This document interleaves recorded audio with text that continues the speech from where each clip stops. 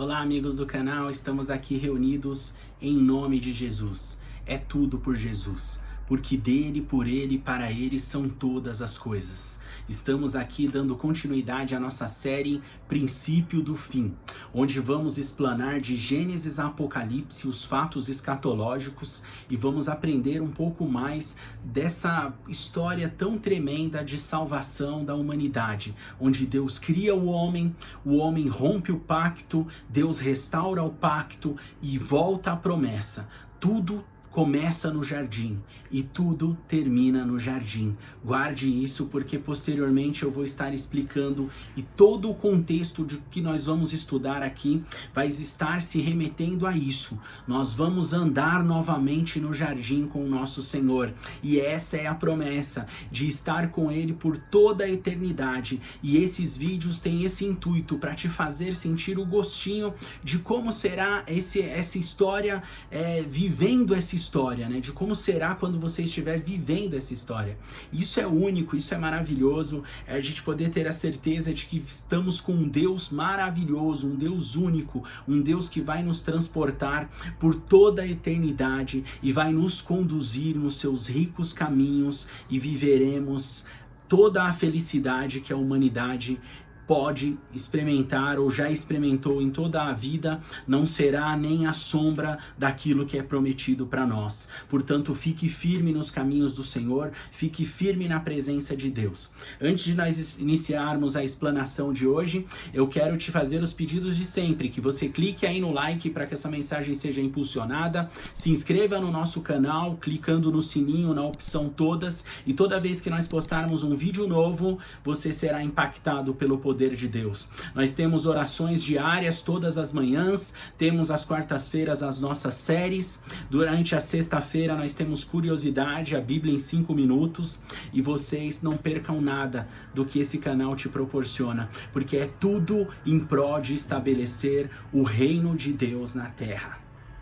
Dito isso, vamos dar continuidade ao nosso tema. No último vídeo nós estávamos falando dos Néfilins e como isso foi importante para a conclusão de Deus com relação ao povo nos dias de Noé. E nos dias de Noé o que ocorreu? O povo pecou contra Deus, os anjos pecaram contra Deus, e esses anjos foram aprisionados e apartados, e Deus condenou a humanidade por aquele ato onde as filhas dos homens se envolveram com os filhos de Deus. Quem são os filhos de Deus? Aí nós estávamos explicando quem eram esses filhos de Deus, que eram próprios anjos, né? Esses anjos são tratados em outros textos bíblicos também nesse pronome de como filhos de Deus.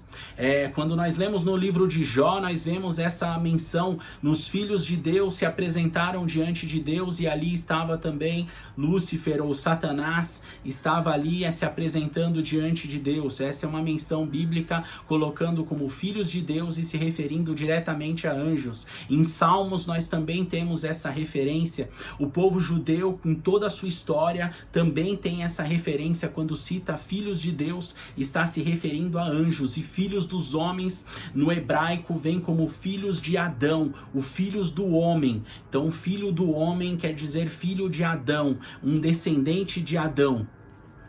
Então as descendentes de Adão foram tomadas pelos descendentes e filhos de Deus, que são a criação de Deus também, assim como nós, mas que são reconhecidos como filhos de Deus, que trazem a luz de Deus, que são os anjos. E eles tomaram as filhas dos homens para si, e dali nasceram grandes campeões, grandes homens e mulheres gigantes diante da humanidade, com poderes e com atos, que realizavam atos que não eram comuns para aquela época. E eu falei no último vídeo que assim que nasceu a mitologia grega, entrando esses homens incomuns, foram relatados por muitos homens e relatado também na fé judaica, até o século V com Agostinho. No entendimento de Agostinho, eles tinham esse mesmo entendimento, depois surgiram outros, tem outros questionamentos teológicos que nós podemos citar. Vamos à leitura de um texto bíblico para a gente iniciar aqui o nosso foco e o viés que eu quero trazer através dessa mensagem. Estamos aqui em Mateus capítulo 24, versículo 36 em diante. Quanto ao dia e a hora, ninguém sabe, nem os anjos do céu, nem o Filho, senão somente o Pai. Como foi nos dias de Noé, assim também será a vinda do Filho do Homem.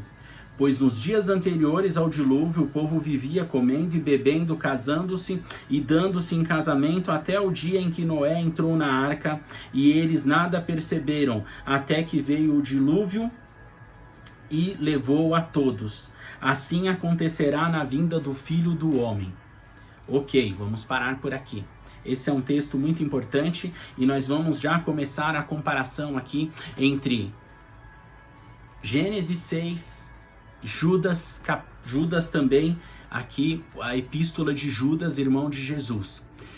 Antes, falando aqui a respeito desse texto de Mateus, ele cita aqui que nos dias de Noé, a humanidade estava corrompida. Então será como nos dias de Noé? Você pode estar aí num momento da sua vida onde você está aí anestesiado, achando que está tudo bem, está tudo tranquilo, mas nós temos vivido uma inversão de valores completa em toda a humanidade. Aquilo que é correto passou a ser errado ou mensagem de ódio. Então quando você fala algo que é correto, as pessoas colocam isso como mensagem de ódio, e também aquilo que é errado e sempre foi errado hoje está sendo exaltado como correto, e isso não agrada a Deus. Então o próprio Senhor Jesus estava aqui explicando para os apóstolos que na vinda dele seria desse jeito. As pessoas estavam vivendo o cotidiano comum, e quando chegar o dia, quando chegar a hora que somente Deus sabe, ele virá.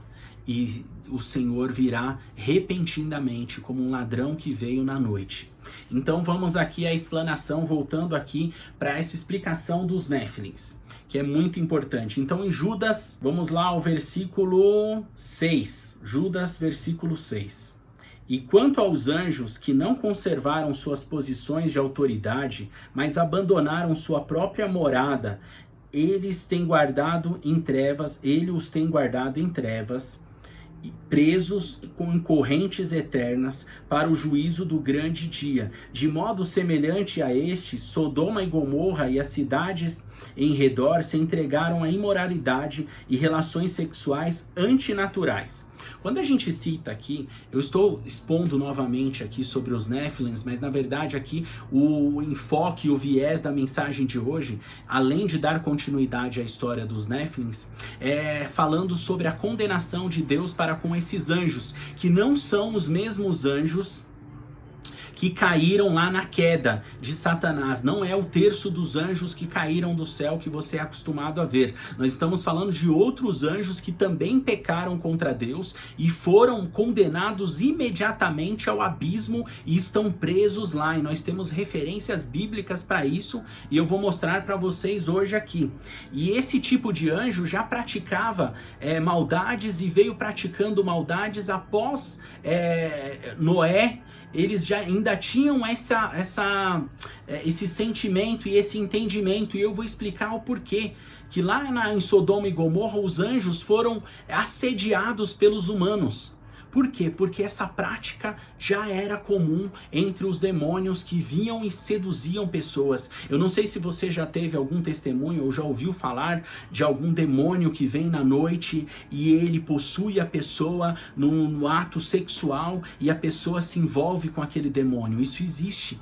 E nós temos muitos testemunhos, temos muitos pastores relatando que expulsaram esse tipo de demônio de pessoas. E isso é muito interessante a gente entender, para que isso dá autenticidade à nossa interpretação aqui. Pois existem outras interpretações falando que os Néfilins nada mais são do que os filhos de Sete com os filhos de Caim. Então os dois descendentes primários de Adão, né, além de Abel, que foi assassinado por Caim, os outros dois, as filhas de um, dando-se em casamento com os filhos de outro. Essa interpretação não tem fundamento, pois quando nós lemos nos originais, o texto fala os filhos de Adão. Caim, Abel e Sete já eram mencionados na Bíblia, e não teria por que em Gênesis 6, em textos tão próximos, eles não serem mencionados no mesmo formato e com nome de forma nominal, e colocados como filhos dos anjos, dos homens, filhas dos homens e filhos de Deus. Então não dá essa margem para interpretação na exegese, na escatologia, nós não entendemos dessa forma, na nossa interpretação hermenêutica muito menos. Então nós temos que ter essas conclusões que nos ajudam a interpretar melhor o texto bíblico. Isso é muito importante você entender. E aqui esse reflexo, falando aqui de Sodoma e Gomorra, os anjos abandonaram suas posições lá no passado. Então você vê, em Sodoma e Gomorra foi após o dilúvio, porque o nascimento de Abraão foi após. Abraão é descendente de Sem, que é um dos filhos de Noé.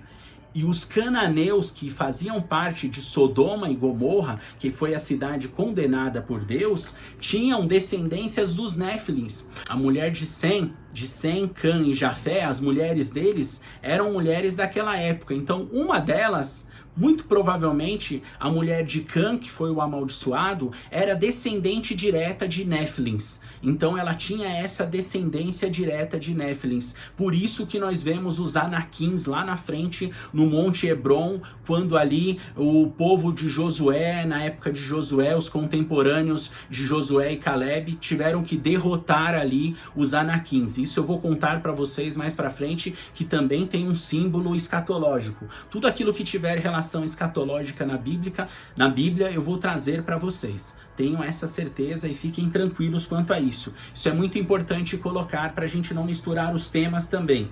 Então aqui, os anjos foram assediados lá em Sodoma e Gomorra porque essa prática já havia acontecido no passado com os Néfilins. Então isso é muito importante nós colocarmos aqui também em 2 Pedro, onde o apóstolo Pedro também tem o mesmo entendimento de Judas, o irmão de Jesus. Eu coloco aqui sempre Judas, o irmão de Jesus, e Tiago, o irmão de Jesus, que são os dois filhos de Maria mencionados na Bíblia e são irmãos de sangue, irmãos de carne de Jesus Cristo, irmãos e descendentes direto ali de Maria, tá? Filhos de Maria e José. Jesus Cristo era filho apenas de Maria e do Espírito Santo, ele é filho de Maria e do Espírito Santo. 2 Pedro, capítulo 2, versículo 4. Vamos lá. Pois Deus não poupou os anjos que pecaram, mas os lançou no inferno, prendendo-os em abismos tenebrosos, a fim de serem reservados para o juízo.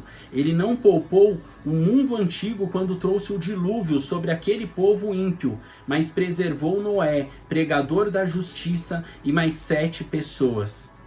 Então também condenou as cidades de Sodoma e Gomorra, reduzindo a cinzas e tornando-os exemplo de que tudo acontecer aos ímpios, mas livrou Ló. Aqui nós já podemos dar uma palhinha do que vem pela frente. Isso daqui também me ajuda a justificar o arrebatamento da igreja e como a igreja não passará pela grande tribulação. Esse é um dos textos que eu uso muito para isso, e o Noé também uso muito para isso, que é um texto simbólico. Assim como foi retirado Noé e o dilúvio veio sobre a terra, ele estava dentro da arca. A arca tem o símbolo do céu, do terceiro céu, do paraíso. Aqui Ló foi retirado pelos anjos, e a Bíblia diz que o arrebatamento será, a palavra é raptus. Os anjos virão arrebatar e tirar rapidamente da terra aqueles que foram salvos, aqueles que são do Senhor. Os anjos vieram até Sodoma e tiraram Ló de lá.